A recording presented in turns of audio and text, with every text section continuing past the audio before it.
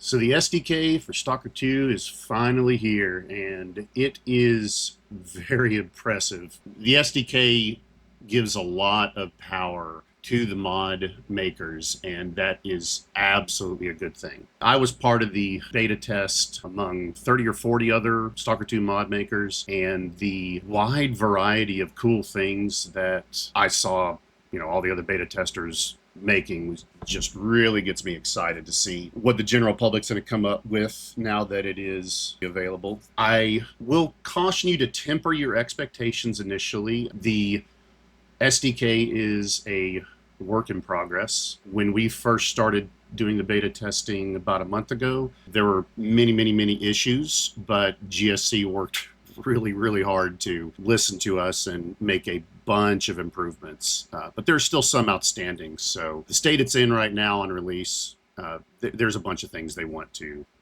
fix based on our feedback and assuredly any feedback you guys give as you use it going forward. So what is the SDK essentially? Well, quite simply, the Stalker 2 SDK, now known as the ZoneKit, is really the Unreal 5.1 editor with a ton of custom implementation and assets shoved into it. About 75% of the entire game is shipped within the SDK, and that's pretty cool. You can change a ton of things. That being said, you can't change everything just yet. So right now, what is available to mess around with in the SDK, there are textures, models, animations, blueprints, Niagara effects. What is not currently in the SDK is audio and configuration and INI files. Now you can still package configuration INI files, but you won't need the SDK specifically to modify those. And audio, GSC has already confirmed that they're working on integrating that in the future. The one thing that is not in the SDK and most likely will not be for the foreseeable future is the raw C++ source code for their implemented modules. While I would have liked to have seen it, I understand why they don't want to release it. It's their prerogative. But even without that, we still have a ton of new resources to go out there and make some really cool stuff now, a lot faster than we could before. In setting up, you're going to be downloading the SDK from the Epic Game Store. I'm recording this right now a day before it's supposed to release. Assuredly, the process to download the SDK is going to be very similar to what we had in the beta test. You're going to be downloading through the Epic Game Store, which means you need to have the Epic Game Store installed. And when downloading, it'll take a while. I think the initial download for me took around 8 to 10 hours in that area for the 600 or 700 gigabytes that it was initially before it got pared down. So be patient. But once it's installed, there are a few things that we discovered in testing that really improved the usability, responsiveness, and load times of the SDK. One, it was determined that Windows Defender, if you have it on, if you have live scanning on, that can really inflate the initial load times for the SDK. I think the majority of us were seeing, up to 30 minutes in some cases to just load into the SDK. But once we figured out the Windows Defender workaround, my install to this point, like when I open it up, it takes like under a minute. It's pretty quick. Keeping in mind that it's loading about 700 gigs of assets. So that should go pretty fast. But if you are seeing that your initial load into the SDK is taking longer than 1 minute, then at the end of this video, I'll have a walkthrough on how to actually set up the Windows Defender exclusion. So let's go ahead and open up the SDK and take a quick look at it. And I'm going to point out a few things that are going to be different. So if you have never used the Unreal 5 editor before, this is basically the Unreal 5 editor with a few things added into it. If you have used the Unreal 5 editor, you can be very familiar with about 90% of what's on the screen right now. It's pretty much the exact same. And one other note, if you see this window pop up asking you if you want to set up the audio project directory, just say no. Once again, audio is not available as of yet, so we can just go ahead and click no and skip this part.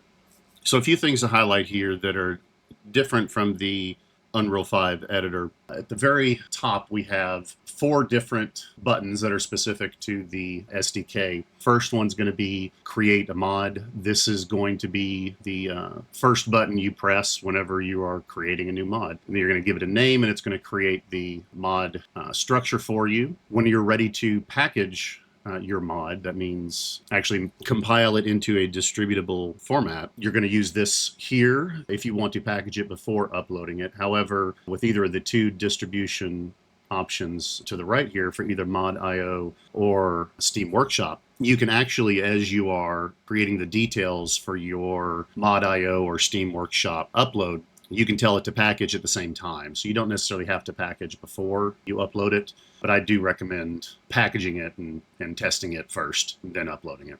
These buttons right here are going to be new. You're also going to see in the upper right-hand corner, it's going to keep track of the memory that the SDK is using, as well as how many objects are loaded. Typically, you shouldn't see that memory go above, it greatly depends on what you're doing, but generally, anywhere between 8 gigs and 20 gigs is what to expect. If you start seeing it use any more than that, then it's likely that you've encountered a memory leak. And those can typically be fixed by just saving and then restarting the SDK.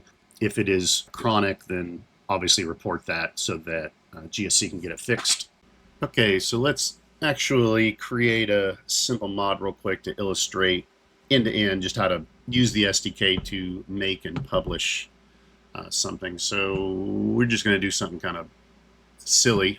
Let's go ahead and look at how we would search for content that we want to edit within our mod. We can search all the assets that are made available to us if we click on either this all folder or content, doesn't matter. And then over here in search, we can either type in what we want to search for. So let's say I wanted to, mess around with the little rat guy. I think little rats are called Tushkins. So I'm just going to type that in.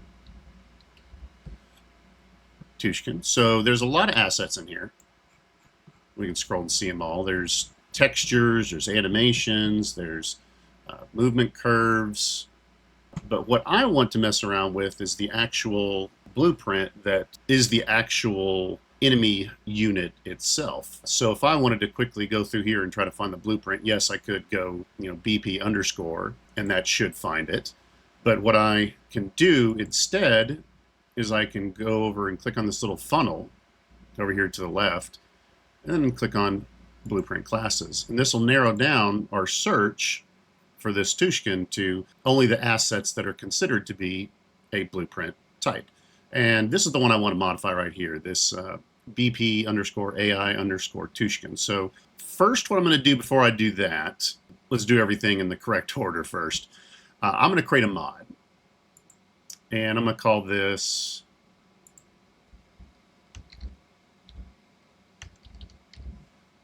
Big Ol' Rat.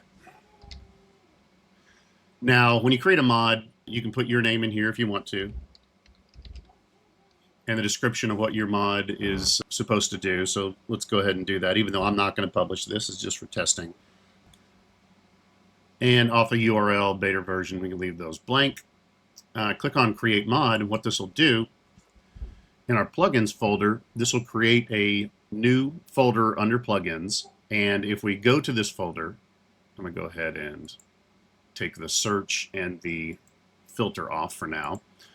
This created a folder for us that contains pretty much nothing at this point, just an empty Python folder and a primary asset label that we don't need to do anything with. You don't need to mess around with this. So what I'm going to do now is go back to, now that I have my mod structure set up, I'm going to go back to all and I'm going to search for that Tushkin again. Filter by blueprint class. And I'm going to right click on them. And I'm going to say checkout. Now, what checkout does is it makes a temporary copy of that inside of your plugin that is active up here on the upper right. So if I remove my filters go back to plugins. Now I see that I have this GameLight folder inside of my actual plugin content. So if I expand that down to characters, monster, final, there is the copy of the BPAI Tushkin that I can now modify and make as a part of my mod. And whatever modifications I make to this, whenever the mod is packaged and distributed, it will actually replace whatever is natively in the game that we just checked out. Now, if I tried to check something out and I didn't have a mod selected, let's say I had none, and I go back to all and I search, I'm just going to check out the first, well, I'm going to spell it correctly. Let's say I wanted to check this out. It's going to say down here, you need to select a mod plugin in the toolbar before checking out. So one thing you want to be aware of, especially when you have multiple mods like I do, is if you want to check out an asset and have it be part of a particular mod, make sure you have that mod selected whenever you're actually checking out. So just always double check that when you're checking something out, that the mod that you want it to go into is active up here in the upper right. One other thing I would recommend doing, you see over here in the plugins folder, I deleted a few of them, but I only have about 6 or 7 mods in here. And there's a lot of folders in the plugins folder. What you can do to make your own plugins stand out versus these other plugins that you can't actually do anything with is you can right-click on your mod plugin folders. You can go to set color, and you can pick a color for this folder so that you can easily visually distinguish between your own mod plugin folders and the plugins that are just native to S.T.A.L.K.E.R 2 or the ModKit SDK. So I'm going to use yellow for this one. So going back into my mod and finding that BPAI Tushkin, I'm now going to double click on it so that I can edit it. And with it open, I can see there's a lot of blueprint nodes in here that define some of the behavior of this particular blueprint entity. I'm not going to go over all these, but if you want, you can peruse and see some of the things it does and how it reacts based on given stimulus in the world. All I am going to do for this guy is just go to the viewport, and I can see there's our little rat Tushkin guy. So what I want to do is I want to actually just make this guy bigger. So I'm going to select the capsule component right here. I'm going to go over to the right to scale, make sure that this little lock is closed so that it scales uniformly. Now I'm going to make him bigger. Let's say I'm going to make him 2.5 times bigger. There we go. So that's going to make him 2.5 times bigger in the game. Everything that's under capsule, it's physics, it's mesh, skeletal mesh, and skeleton, etc., animations, all that stuff. So it's going to be 2.5 times bigger than it normally is. And one other thing I'm going to do, just because I know if I make him a little bit bigger, he's going to jump around and be really fast. So I'm going to look for his, actually I think it's in the main. Yeah, there we go. Global animation rate scale. Just because he's 2 times bigger, his animations are going to play the same. The animations were designed for a character that was 2.5 times smaller than what we're going to make this guy be. So I'm going to scale down the animation. I'm not going to go exactly 2.5 times down, but I am going to make it half so that it looks a little bit more natural. Now that I'm done with that, I am going to compile, save, and then I'm going to go back to the content browser. Now we can actually package this mod. I said earlier that you can package by itself, or you can do it while you're uploading to either Steam or Mod.io. I'm just going to pick Steam for now. So when you're going through Steam and you're uploading to the Steam Workshop, if this is a new mod that we haven't uploaded to Steam before, this is the option we're going to select. If you're going to modify one that you've already made, you can do Update Mod. So I'm going to click New Mod. And then in here, it already says this is the name of the folder, or the mod project that I'm going to be uploading. For the title, I don't have to choose this exact same. I could call it something different if I want. And that's what's actually going to show on Steam. And I kind of like big ol' rat. But if I want to name it something different, I could. Description, again, this is what's going to show on Steam. Change notes, you typically would want to add those in if you're making changes like you're updating. Initially, when you upload, I would recommend setting it to private so that you can test it before anyone else can start actually downloading your mod from Steam. And you can add a picture if you want to. So just for the sake of doing something, I'm going to pick a picture. I don't know. It's something. You can pick whatever picture you want. As long as it's less than 1 megabyte, you're good to go. So you notice this option here where I have package mod before upload.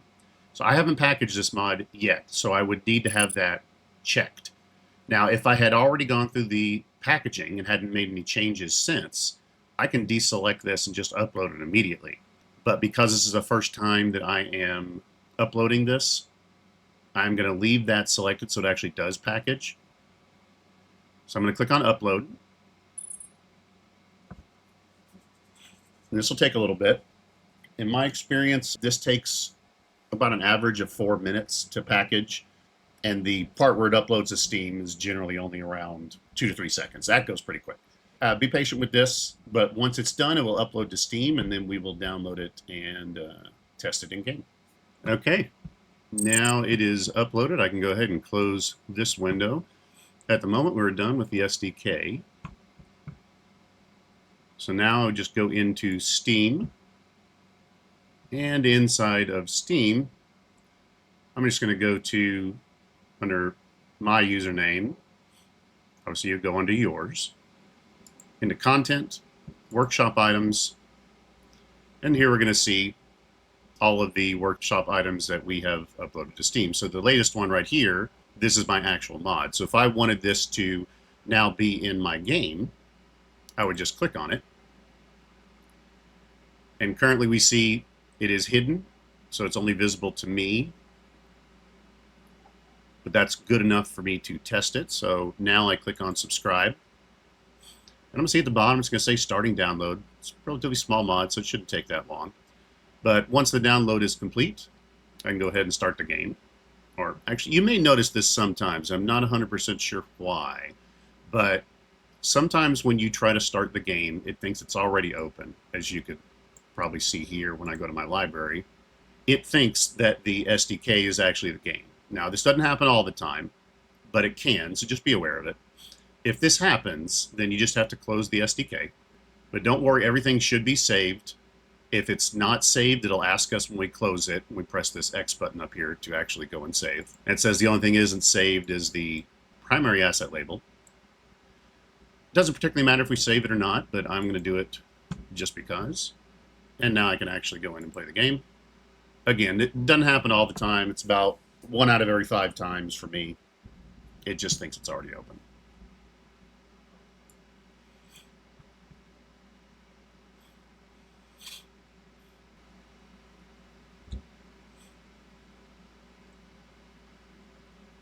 All right. So now we just got to get some Tushkins. Hold, please.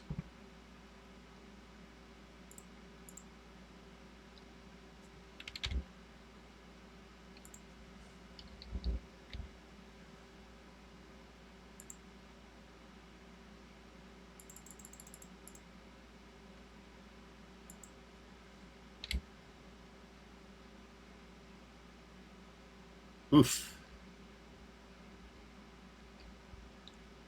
Yeah, no.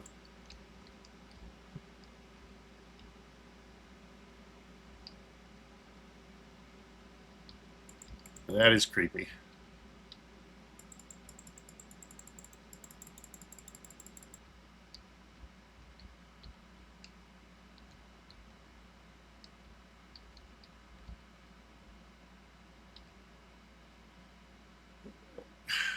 I kind of regret making this now. I don't think I'm going to sleep well tonight.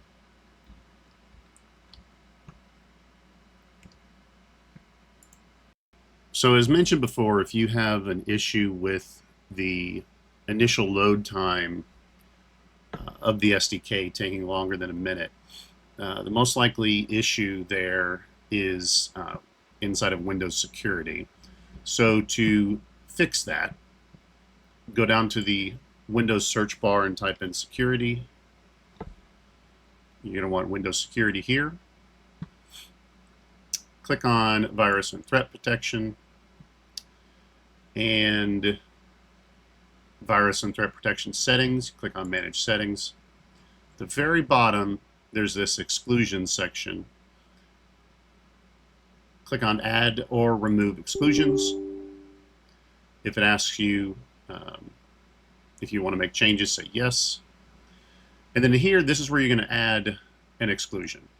So you click on the little plus icon, plus button here, and then you're going to add an exclusion for a folder. And this is where you're going to select the install root for wherever you installed the SDK. So in my case, I put it on my E drive, and it's under S2_SDK. So whatever it is for you, just go to the install root for the SDK, click on that folder, and then select folder. I already have it excluded, so I'm not going to do that. And then you should see wherever your install root will be added here as an exclusion. And that should help the load time for the SDK if you've seen it's taken longer than a minute. So with that, that is everything that I wanted to cover initially about the SDK. I imagine that I'll be adding more videos here to expand, because I've only really touched the surface of it, but this should be a good premiere of just how to get started and start messing around. My one recommendation to you is don't be afraid to play around with things and see what they do. There's a lot of stuff in the SDK, and even though myself and the other beta testers have had a 30-day head start, we've only started to scratch the surface. So there's a ton of really cool things in here. So play around, see what messing around with certain things do, and that's how you're going to learn. So have fun.